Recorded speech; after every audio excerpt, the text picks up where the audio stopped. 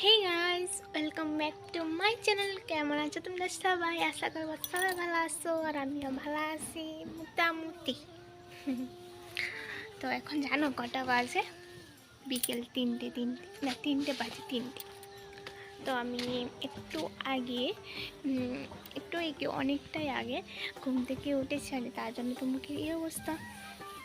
Fresh ট্রেশ হয়নি, ঠিক আছে, একটু মোবাইল আসছিলাম, আর জামাকাপড়টি ঘরে নিয়েছিলাম, আর কিছু করিনি এখনো। তো ভাবলাম ব্লগটা শুরু করি, সকাল থেকে তো শুরু করিনি গাইস, যে একটা আলসে হয়ে গেছি আর বলার মতো না। কালকে তো ব্লগই দিতে পারিনি, ব্লগই বানানি আলসের কারণে।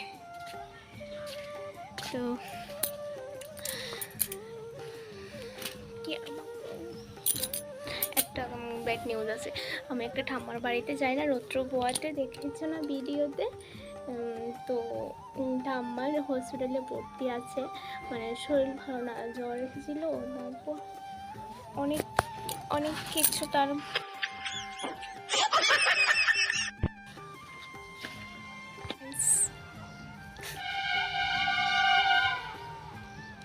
আমি কথা বলছিলাম, একটু জোরে জোরে ভাবছিল, কে কথা বলছিল আর কি।